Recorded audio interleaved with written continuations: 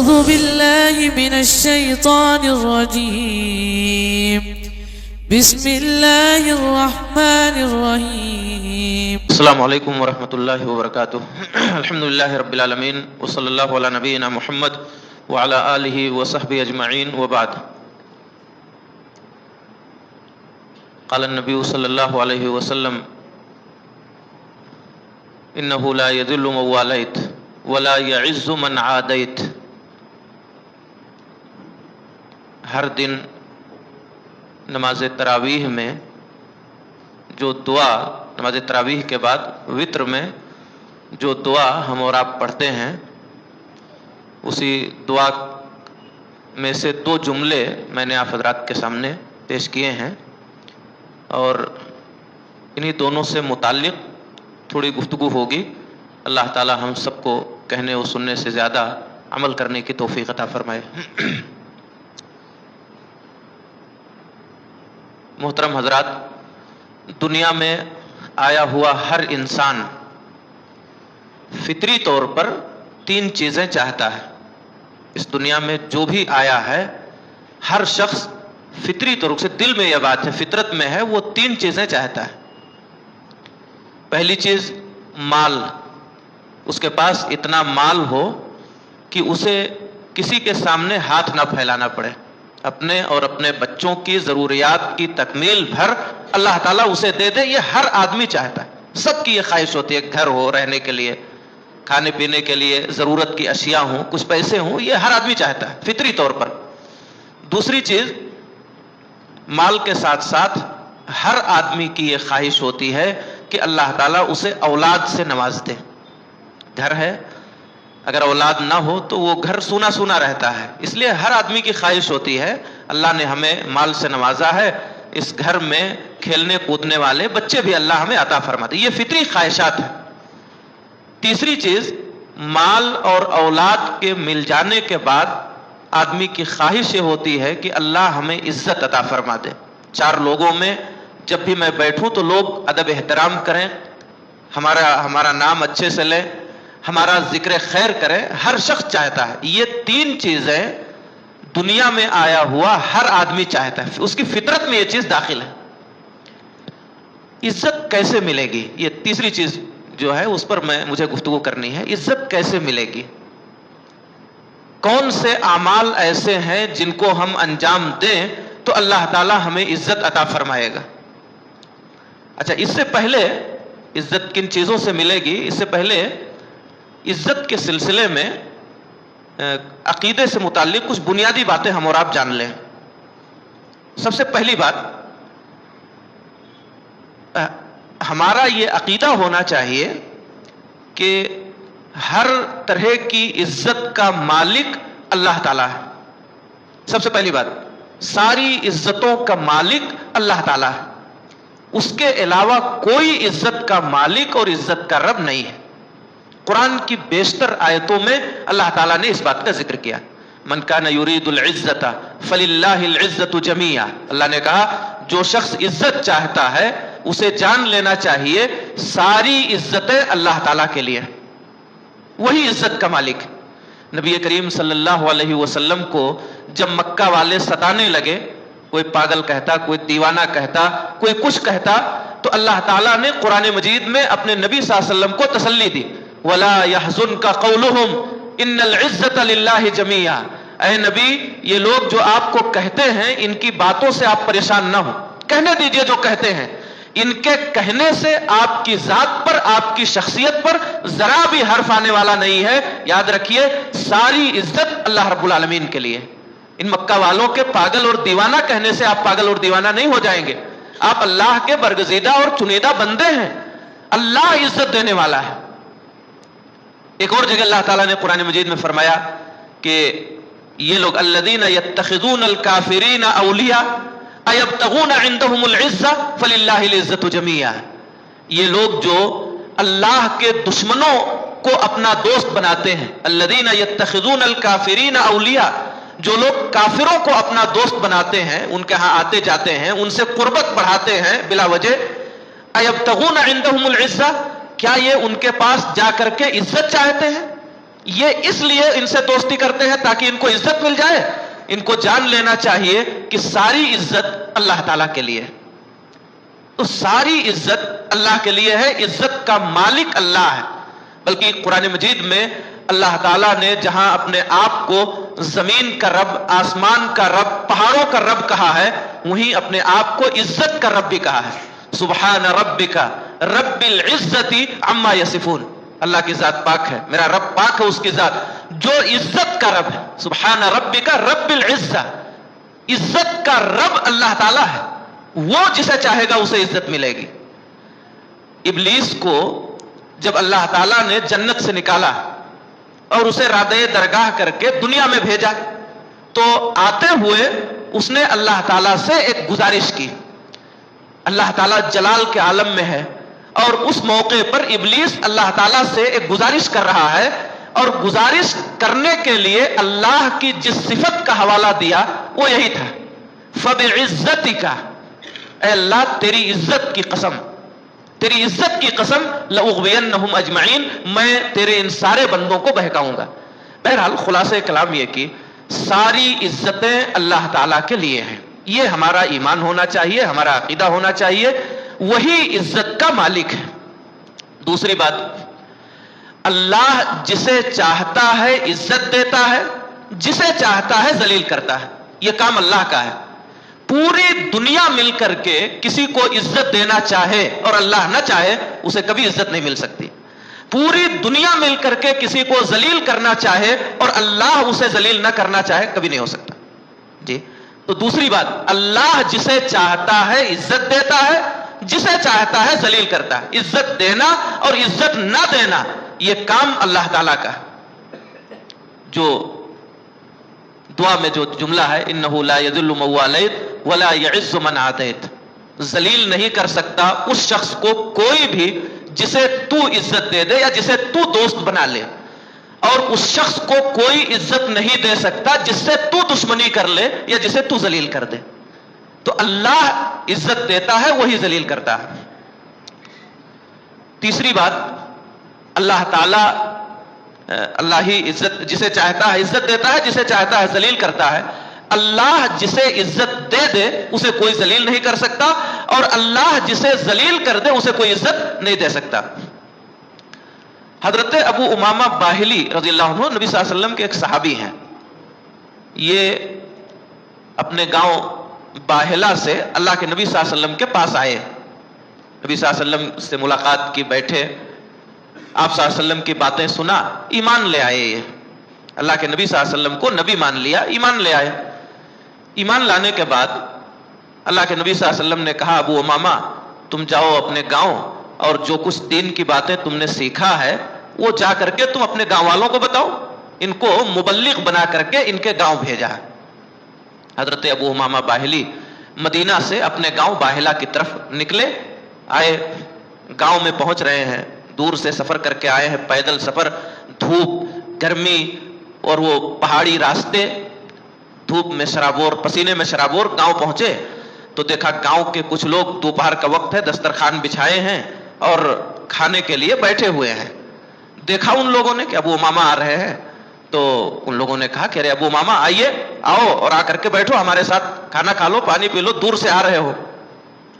تو انہوں نے کہا بھائی ٹھیک ہے. گئے دسترخوان پر بیٹھے تو دیکھا کہ وہ لوگ دسترخوان پر خون رکھے ہوئے. خون زمانے جاہلیت میں لوگ پیتے تھے، کھاتے تھے خون بھی.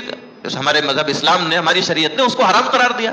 حرمت علیکم المیتہ والدم، مردار کا کھانا، خون کا کھانا، یہ سب حرام قرار دیا گیا. اس سے پہلے وہ لوگ استعمال کرتے تھے. تو جب حضرت ابو امامہ باہلی نے ان کے دسترخوان پر خون دیکھا تو اٹھ گئے کہ نہیں، ہمیں اس کی ضرورت نہیں ہے. تو ان لوگوں نے کہا اچھا ہم سمجھ گئے، تم بددین ہو گئے ہو. ابو امامہ سے کہا تم نے باپ دادا کا دین چھوڑ دیا ہے اور محمد صلی اللہ علیہ وسلم کے لائے ہوئے نئے دین کو تم نے مان لیا ہے. دھکا مار دیا ابو امامہ کو، دھکا مار کر کے گھسیٹ کر کے باہر گرا دیا. دور سے آئے تھے بیچارے، تھوڑی دور ہٹ کر کے گئے، اپنی پگڑی زمین پہ رکھا اور لیٹ گئے. کیا کرتے، پریشان تھے. تھوڑی دیر ہوا لیٹے رہے. گاؤں کے کچھ معزز اور شریف لوگ آئے تو ان لوگوں کو جو دسترخوان سے جنہوں نے ان کو مار کر کے بھگا دیا تھا، دھکا دے دیا تھا، ان کو ڈانٹنے لگے اور کہا کہ بھئی ٹھیک ہے، اگر وہ بددین بھی ہو گیا ہے تو کیا ہوا، اتنے دور سے آیا ہے، کم سے کم اس کو کھا پی لینے دیتے، اس کے بعد ہم بیٹھ کر کے بات کرتے، اس کو سمجھاتے، تم نے اسے دھکا کیوں مار دیا، اس کو بلا کر کے لاؤ۔ تو گئے لوگ ان کو بلانے کے لیے، تھوڑی سی ان کو نیند آ گئی تھی، جگایا، اٹھے اور اس کے بعد کہا کہ ابو امامہ چلیے کھانا کھا لیجئے، دیکھیں گے جو بھی ہے تمہارا معاملہ، بعد میں بات کریں گے۔ تو ابو امامہ رضی اللہ عنہ نے کہا ہمیں تمہارے کھانا کی اور تمہارے پانی کی کوئی ضرورت نہیں ہے، ہم نہیں کھا سکتے، ہمیں ہمارے رب نے کھلا دیا پلا دیا۔ اور اس کے بعد یہ اپنا دامن اٹھا دیا اور کہا دیکھو عظما بطنی، میرا پیٹ دیکھو یہ بڑھ گیا، میں شکم سیر ہو گیا ہوں۔ حضرات گرامی، گاؤں کے لوگوں نے دھکا مار کر کے ان کو گرا دیا، ذلیل کیا، ذلیل کرنا چاہا، دسترخوان سے اٹھ گئے، لیکن پورے گاؤں نے ان کو ذلیل کرنا چاہا ہے، مگر اللہ تعالیٰ نے انہیں عزت دینا چاہا، بلا کھائے اور پیے اللہ تعالیٰ نے ان کا پیٹ بھر دیا۔ اور یہ معجزہ اس طرح ہوا کہ ان کے اس چیز کو دیکھ کر کے گاؤں کے لوگ اسلام قبول کر لیے۔ تو دنیا دھکے مار کر کے ذلیل کرنا چاہے، اللہ نہ کرنا چاہے تو آدمی ذلیل نہیں ہو سکتا۔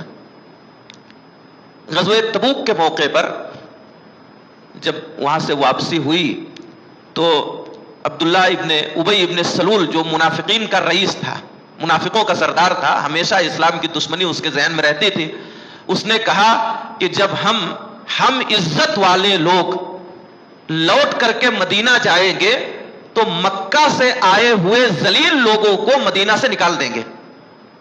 لئن رجعنا الى المدینة لیخرجن الاعز منها الاذل، سورہ منافقون میں اللہ نے اس کا ذکر کیا ہے۔ جب ہم لوگ یہاں سے لوٹ کر کے مدینہ جائیں گے، ہم عزت والے لوگ، اپنے آپ کو عزت والا کہا، اور ذلیل کس کو کہہ رہا ہے؟ وہ صحابہ کرام جنہوں نے اپنا گھر، اپنی جائیداد، اپنی بیویاں، اپنے بچے اللہ تعالیٰ کی رضا کے لیے چھوڑ دیے، سب کچھ چھوڑ چھاڑ کر کے اللہ کی رضا کے لیے چلے آئے ہیں۔ ان ایمان والے لوگوں کو یہ منافق کہہ رہا ہے کہ یہ ذلیل لوگ ہیں، ہم عزت والے لوگ ان ذلیل لوگوں کو مدینہ سے نکال دیں گے۔ ایک صحابی رسول نے یہ بات سن لی، حضرت زید رضی اللہ عنہ نے، بہت پریشان ہوئے، اللہ کے نبی صلی اللہ علیہ وسلم کے پاس گئے، کہا اللہ کے پاک رسول، ہم لوگوں کو، ہم گھر بار چھوڑ کر کے آئے ہیں اللہ کو خوش کرنے کے لیے، یہ آدمی ہم لوگوں کو ذلیل کہہ رہا ہے، بھرے مجمع میں ہم نے سنا ہے۔ نبی صلی اللہ علیہ وسلم نے اس کو بلایا، منافق آدمی، جھوٹا آدمی تھا، نبی صلی اللہ علیہ وسلم سے کہہ دیا کہ نہیں، ہم ایسا کیسے کہہ سکتے ہیں، اپنی چرب زبانی میں اللہ کے نبی صلی اللہ علیہ وسلم کو یہ منوا لیا کہ ہم نے ایسا نہیں کہا ہے۔ نبی صلی اللہ علیہ وسلم نے کہا بھائی ٹھیک ہے، اگر تم نے ایسا نہیں کہا ہے تو کوئی بات نہیں۔ وہ صحابی رسول جنہوں نے سنا تھا انہیں بڑی تکلیف ہوئی کہ دیکھیے اللہ کے نبی صلی اللہ علیہ وسلم کے سامنے اس آدمی نے ہم کو جھوٹا ثابت کر دیا، ہم کو ذلیل کر دیا، بہت پریشان ہوئے۔ اللہ تعالیٰ نے اللہ سے دعا کیا اللہ ہماری عزت کی حفاظت کرنا، اللہ تعالیٰ نے قرآن میں آیت نازل فرما دی، اس صحابی رسول کی تصدیق میں قرآن میں آیت نازل ہو گئی، لئن رجعنا یقولون لئن رجعنا الى المدینة لیخرجن الاعز منها الاذل۔ اللہ نے اپنے نبی سے کہہ دیا یہ لوگ منافقین اس طرح کہتے ہیں، وہ صحابی رسول سچے ہیں، انہوں نے ایسا کہا ہے کہ ہم عزت والے لوگ جب وہاں جائیں گے تو ان ذلیل لوگوں کو نکال دیں گے۔ تو دیکھیے یہ شخص ان کو ذلیل کرنا چاہ رہا ہے، اللہ نے عزت دی، اور یہ جو اپنے آپ کو عزت دار کہہ رہا تھا، یہ معاملہ اس کی خبر مدینہ پہنچ گئی، لوگ لوٹ کر کے مدینہ جا رہے ہیں۔ عبداللہ ابن ابی ابن سلول کا لڑکا مدینہ کے باہر آ کر کے کھڑا ہو گیا تلوار لے کر کے، ایک طرف بیٹا ہے اور ایک طرف باپ، کہا مدینہ میں داخل نہیں ہونا جب تک کہ نبی صلی اللہ علیہ وسلم تمہیں داخل ہونے کی اجازت نہ دے دیں۔ آپ بتائیے اگر سگا بیٹا کسی کے سامنے کھڑا ہو جائے تلوار لے کر کے، گھر میں داخل نہیں ہونا جب تک کہ فلاں نہ کہہ دے، اس سے بڑی ذلت اور رسوائی کیا ہو سکتی؟ جس آدمی کو، جس صحابی کو وہ ذلیل کرنا چاہتا تھا، اللہ نے ان کی عزت کے لیے قرآن میں آیت نازل فرما دی، اور جو اپنے آپ کو عزت دار کہہ رہا تھا اللہ نے خود اس کے بیٹے کے ذریعہ اس کو ذلیل کر دیا۔ تو حضرات گرامی، اللہ جسے چاہتا ہے عزت دیتا ہے، جسے چاہتا ہے ذلیل کرتا ہے۔ اللہ جسے عزت دے دے اسے کوئی ذلیل نہیں کر سکتا، اور اللہ جسے ذلیل کر دے اسے کوئی عزت نہیں دے سکتا۔ تین باتیں ہوئی۔ چوتھی چیز، ہم سب کو اللہ تعالیٰ نے جو عزت دی ہے، جو عزت دی ہے، اس عزت کی حفاظت کرنی چاہیے۔ اللہ تعالیٰ نے ہمیں مومن اور مسلمان بنایا، یہ بہت بڑی عزت ہے۔ کتنے ایسے لوگ ہیں جو اپنی پیشانیاں نہ جانے کہاں کہاں جھکا دیتے ہیں. اللہ نے بچا لیا اس پیشانی کو. اس سے بڑی عزت کیا ہے؟ ایک اللہ کے سامنے یہ پیشانی جھک رہی ہے, یہ سب سے بڑی عزت. ایمان کا شرف ملا, نبی صلی اللہ علیہ وسلم کے امتی ہونے کا شرف ملا, اللہ کی عبادت کا موقع ملا. یہ بہت بڑی عزت ہے. مومن اور مسلمان ہونا, ایمان اور اسلام کی دولت, یہ بہت بڑی عزت ہے. اس عزت کی حفاظت ہمیں کرنی چاہیے. ہم میں سے ہر شخص کو اللہ نے جو عزت دی ہے, کوئی بھی ایسا کام ہمارے ذریعے سے نہیں ہونا چاہیے جو ہماری عزت کو خطرے میں ڈال دے. میں ایک عالم دین ہوں, اللہ نے عالم علم کی دولت سے نوازا ہے, یہ بہت بڑی عزت ہے. ہمارے لیے ضروری ہے کہ ہم وہ عمل کریں جو ہمارے علم کے مطابق ہو, ہماری علم پر کوئی حرف نہ آنے پائے. اب عالم ہو کر کے اگر میں نماز نہ پڑھوں, عالم ہو کر کے اگر میں قرآن کی تلاوت نہ کروں, عالم ہو کر کے میں سودی کاروبار کروں, عالم ہو کر کے میں بہت سارے گناہوں کا ارتکاب کروں, تو گویا کہ اللہ نے جو عزت دی ہے اس عزت کو میں خود ختم کر رہا ہوں. تو ہم میں سے ہر شخص کو اللہ تعالیٰ نے جو بھی عزت دی ہے, ہماری ذمہ داری ہے کہ ہم اس عزت کی حفاظت کریں, اسے بچائیں. کوئی بھی ایسا عمل ہرگز نہ کرے جس کے ذریعے سے ہماری عزت پر حرف آئے. یہ ایک بہت بڑی چیز ہے. اور یاد رہے, عزت حاصل کرنے کے لیے مدت لگ جاتی ہے اور جانے میں دیر نہیں لگتی. ایک بار اگر عزت کے خلاف کوئی چیز ہو جائے, پشتوں کو تانے دیے جاتے ہیں, پشتوں کو, ارے اس کا دادا ایسا تھا, اس کا نانا ایسا تھا. ہمارے ساتھ پشت میں اگر کسی سے کوئی غلطی ہوئی تھی, کوئی عزت کے خلاف کام ہوا تھا, آنے والی نسلیں اس کا تانا سنتی ہیں. تو اس لیے عزت کی حفاظت یہ بہت ضروری چیز ہے. وہ بہت مشہور مقولہ ہے نا, لوگ کہتے ہیں کہ مال گیا تو کچھ گیا, جان گئی تو کچھ گیا, عزت چلی گئی تو سب کچھ چلا گیا. ایک بار عزت چلی گئی تو پھر وہ واپس نہیں آتی جلدی. اس لیے ہم میں سے ہر مسلمان کو اللہ تعالیٰ نے جو عزت دی ہے, ہمیں اس عزت کو بچانے کی ہر ممکن کوشش کرنی چاہیے. پانچویں چیز, جب یہ بات معلوم ہو گئی کہ ہر طرح کی عزت کا مالک اور رب اللہ تعالیٰ ہے, تو ہم سب کے لیے ضروری ہے کہ ہر طرح کی عزت کا سوال صرف اور صرف اللہ سے کریں. زندگی میں کوئی بھی مسئلہ آ جائے, ہماری عزت خطرے میں ہو, ہم مسجد میں آئیں, 2 رکعت نماز پڑھے, اللہ کے حضور ہاتھ اٹھا دے, اللہ عزت کی حفاظت فرمانا.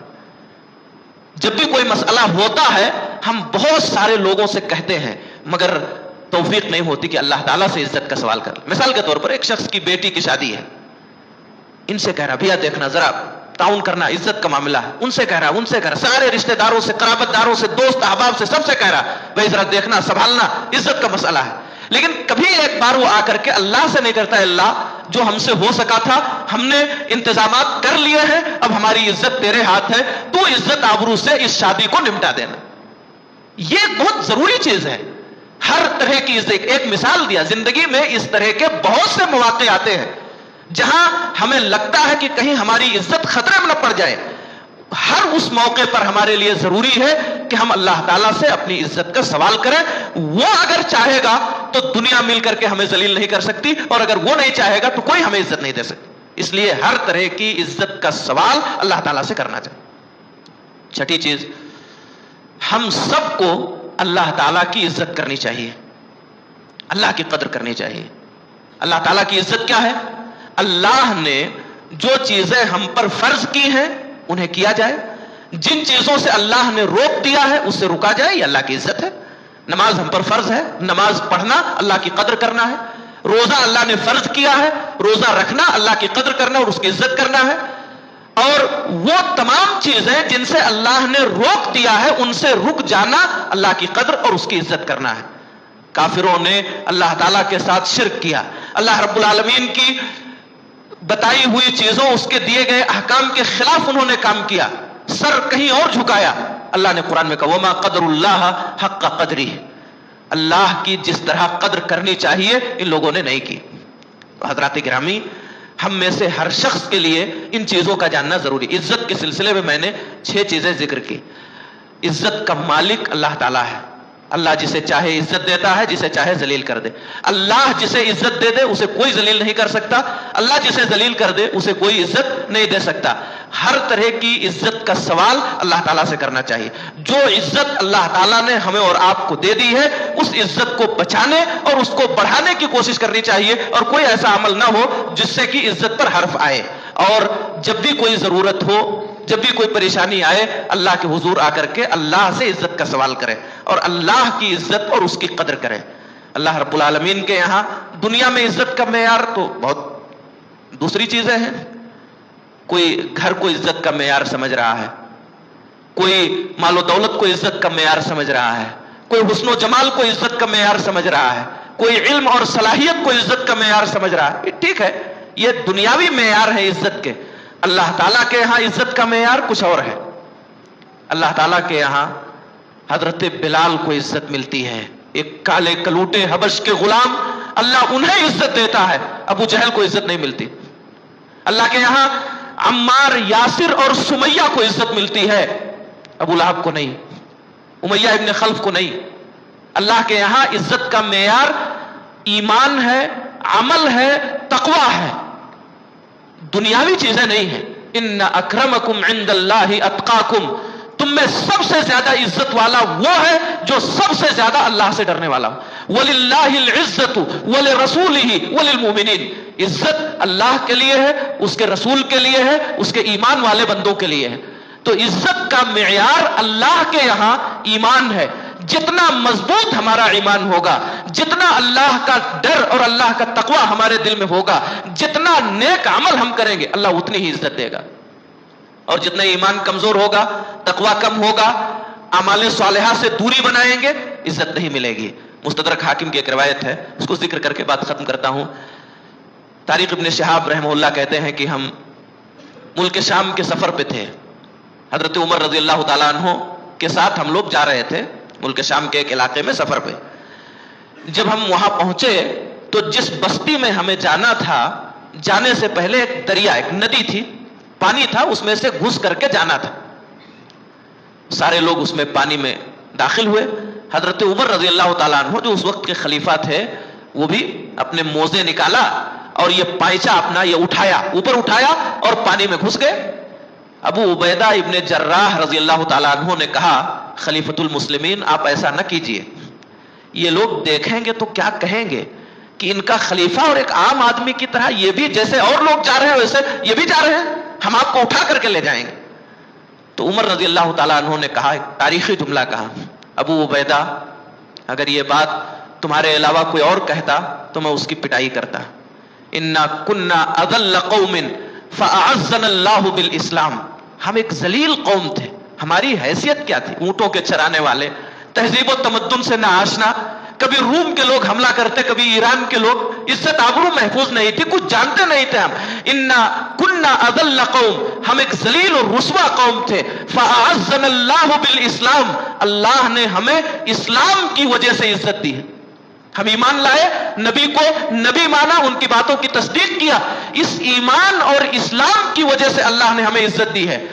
جب بھی ہم اسلام کے علاوہ میں عزت تلاشیں گے اللہ ہمیں ذلیل کر دے گا. جب بھی حضرات گرامی, عزت ایمان میں ہے, اسلام میں ہے, تقوی میں ہے, عمل صالح میں ہے.